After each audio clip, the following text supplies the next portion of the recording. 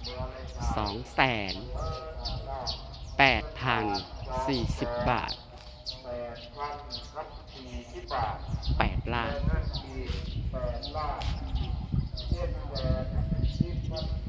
รายได้พี่น้องสวัสดีจ้าสวัสดีตอนค่ำจากพยาบาลเพิ่นประกาศ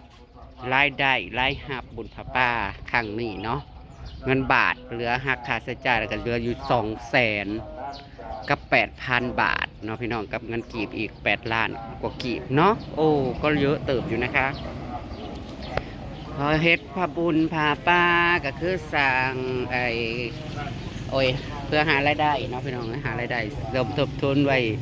สร้างถนนหนทางนี่แหละต่อคือเก่าพี่น้องจังบุญบ้านคึมแต่ละปีบุญบ้านเจซีนี่ปีหนึ่ง2-3 เทื่อก็คือหารายได้เนาะปีหน้าเนี่ยเพิ่นก็สิเฮ็ดเส้นนี้พี่น้องปีหน้าเนี่ยเพิ่นสิเฮ็ดเส้นนี่โรงพยาบาลเคยเฒ่านะคะเฮ็ดตามงบแต่ละปีนะคะจักสิเฮ็ดได้หลายซำใด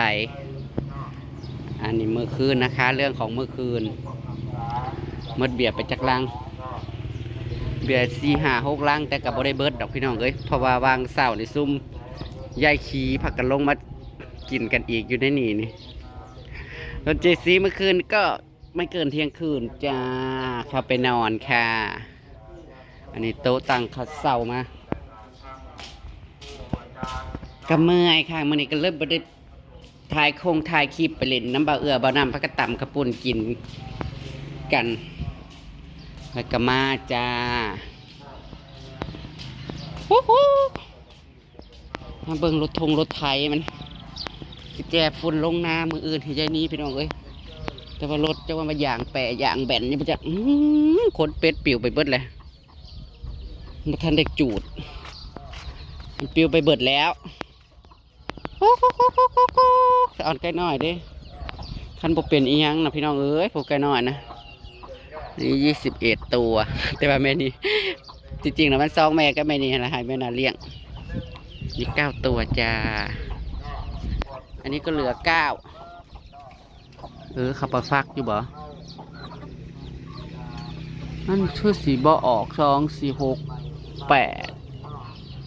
เหลือ9อยู่บ่นาง2-4-6-8-9นี่เข้ามาหาเก็บตั้งเลยโอ้ยอย่างมันบ่ได้แปะบ่ได้มันบ้านปีนี้จัดเป็ดไปตั้ง6 โตพี่น้องเลี้ยงหมูเลี้ยงคูมันเป็ดไป6 ตัวจ้ายังเหลือนะจ้าใครที่จอง เดี๋ยวสิเอาอาหารมาเลี้ยงให้มันสัตว์ขึ้นซะก่อนในตัวผูนี่นะมันอยากลั่งเลยนายได้กี่ใบให้หลายเอายังมาลักไข่คอยบาทนี่คือพอเห็นโอ้ยยังคือแตกอันนี้นะ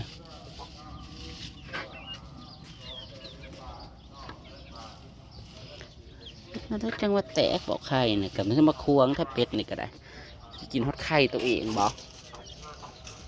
ฮะอีไดสมาควงแท้กินฮอดไข่ตัวเองบอกปกติมันสิได้หาอะไรยังได้ซี่อยู่แตกเปียกลากอยู่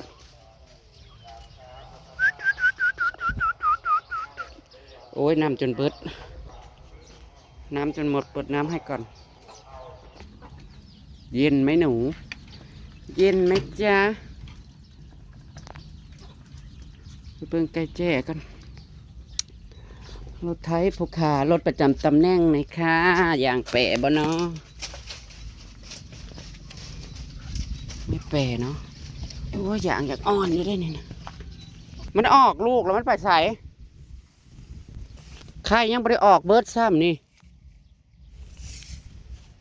อ้าวแล้วไข่ยังบออยู่นี่นะแม่น่ะโตนไปเลยตัวนี้ไข่พอออกไข่ยังบออยู่3 หน่วยแม่ผัดไปทางใดไปนี่จะให้ดู3 หน่วยนี่บอหมดเต็กมันเลยนะอันนี้ไข่ขาวรุนไล่ออกให้เนี่ย แม่มันไปทางไหนบาดนี่ ไปตุ้ยๆนะ อีเจ้านั่นแสดงว่ามันออกโคกโตแล้วแม่มันไปทางไหนบาดเมื่อให้แม่นาภาคให้มันออกมันว่าท่านได้ตายเขาไปจือ โอ้ยใส่มันผัดไปทางไหน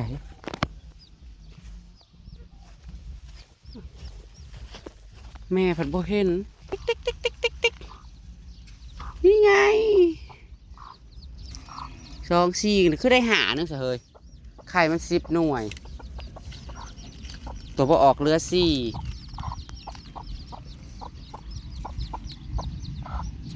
น่าจะอะไรสิจับมาน่าจะจับเลยใครที่มันหู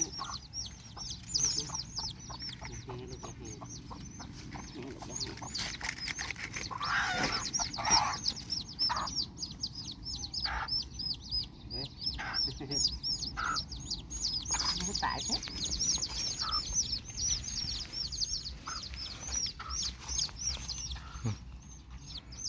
ลูก กำลังเสียออก เอาเมื่อค่ะเขาจะมาตอนเช้าแก่ฝุ่นทันบ่สิแก่ฝุ่นทันบ่เขาใช้แล้วตัวนั้นแล้วเขาก็โห้ยตัวนั้นโดดเจลงไปไว้แล้วเขาก็มาใช้ตัวนี้เขาก็โห้ยแล้วให้เดียว โอยเอาฝุ่นข้าสิวานเขาพี่น้องข้าวานเพราะว่าให้เนี่ยมันเลิกของยานี่ตัวเฮ็ดไม้นี่ยันบัดฝนตกมาแล้วยันรถเข้าลงบ่ได้ไปเซ็นรถเข้ามาวานให้ก่อน2 ให้เพราะว่าของเขานู้นนี่เขาจะวานแล้ววานเขางั้นเขาจะวานไว้แต่หัวปีทั้งนี้วานข่าวไว้เด้อจ้าพี่น้องค่ะสงกรานต์แม่นเขาจะวานโลดใส่เขางั้นไว้ใส่เขาใหญ่ก็ขอ6ไปประมาณปี2 ปีก็เดี๋ยวมันก็คูณลง เลี้ยงปลาตะเพียนมาปล่อยใส่นะครับ กินเขาแล้ว โอ้ยมันสิกินหลายปานใดขยะหลายเสยเหลือเกินจ้ะโอ้ยให้กินหัวไปเอาไก่มาค้างไว้ไก่แจ้ตัวมันออกตัวเที่ยวมานำตื่นพี่น้องเอ้ยในลูกหาตู่คือว่าไข่10 หน่วยปัดเลือไข่4 หน่วยปัดตัวนึงเสียไปใส่บ่เห็น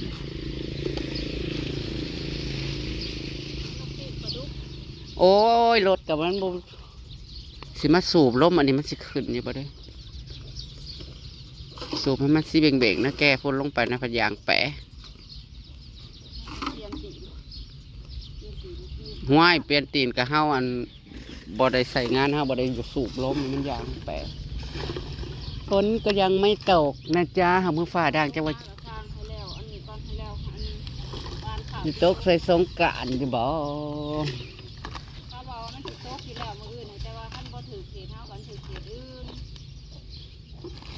ลมขึ้นถือกระเพาะมันยิบมันแหยบได้ซ่ามันอันนั้นเป็นตาสิฝนแบบทื่นมากเลยได้ความห่อนความเอา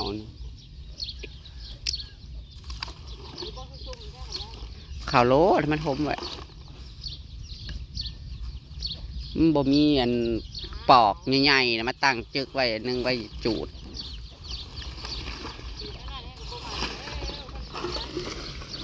มันนี่ขั้นรถเข้าผ่านมารถเข้ามาโจกแถวนี่จะให้เข้าออกมาอยู่กอไผ่ก่อนนี่กะ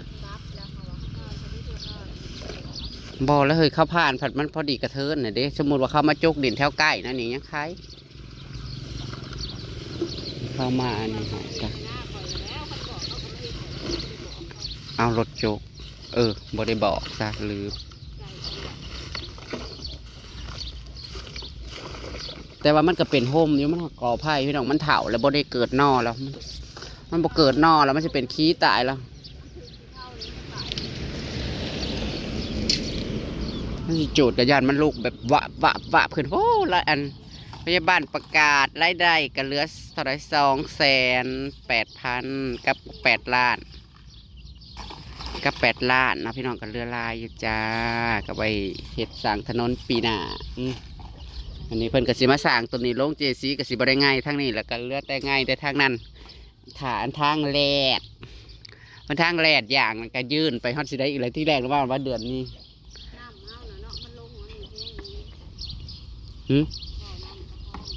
เป็นยังก็ดีแต่ว่ามันออกคนทางเจ้าสิให้มันไล่ไปใส่เขาก็ให้มันไล่คนทางหมดแต่ว่า อ้าวน้ำอันนี้เขามีแต่ให้ไล่คนทางนะจ้าน้ำอิหยังก็แล้วแต่ก็ออกคนทางมันนั่นแหละถูกตีกันบ่มันนี่ก็ต้องมันลงคลิปพี่น้องพักพรต่างพักพรงอมแง้มบุญบ้านกันมืออื่นก็สิพักกันแก้ฝุ่นลงน้าไปว่านข่าวอีกย่ายนี้ กินเอายาไม่กินตัวนั้นมื้อแรกน่ะกินข้าวแล้วยังเรียบร้อยแล้วกินยาดีกระเพาะลงไว้แล้วก็กินแล้วก็นอนคอยกินนะบ่แม่นว่าได้เกิดคือว่าอันนั้นเลยอยู่ตัวของเราฝากมานี่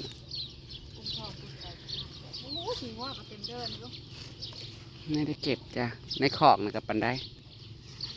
นี่ก็พอมีอะไรมากมายค่ะไปตื่นมาแล้วก็เมื่อยนอนแล้วก็ไปตำข้าวปุ้นน้ำเบาเอื้อกินแล้วครับถือว่าพักผ่อนมื้อนี้มื้ออื่นพอกันใหม่ก็แล้วกันจ้าพี่น้องว้าวด้วยความงามสีงามจำได้ของนั้น ใช่ขี้ขั้วนะครับจะซ้ำมีฝุ่นมีฟุ้ยแล้วก็ไปว่านใช่เท่านั้นแหละตามมื้ออื่นก็แล้วกันนะพี่น้องวันนี้พักผ่อนแล้วจ้าบ่ได้ข่าวน้ำเกลือด้วยค่ะเพราะบ่ได้กินเมาน้ำข้าวค่ะ นอนตั้งแต่5 ทุ่มม่วนกับม่วนเมื่อยกับเมื่อยย่างแหนป้าลงจนเจ็บบึดโตดขาใส่เกือบส่วนย่องจนได้ปลดเกือบพิมพ์แต่ก็แห่ป้าปีนี้ถือว่ามวนอยู่มวนกว่าใครกันเพราะว่าบริมิส เขาเปิดอาร์เลฟอนกันผู้ใหญ่บ้านกันย่องว่าค่ะปีนี้ผลป้าบ้านเฮาคึกคืนผลว่าพี่น่ะเอาไม้ก็แล้วกันจ้าบ้านคืมนี่เฮ็ดหยังกับพร้อมเพียงเฮียงหน้ากันเพิ่นว่าก็สำนั่นแหละเนาะพี่น้องปีนี้บุญบ้านก็คือสิเมดหลายๆมีแต่บุญสูตรบ้านซื่อๆบ่ได้เฮ็ดหยังบาดในปีหน้าสงกรานต์แล้วก็มันลงนาไปแล้วพี่น้องสวัสดีจ้า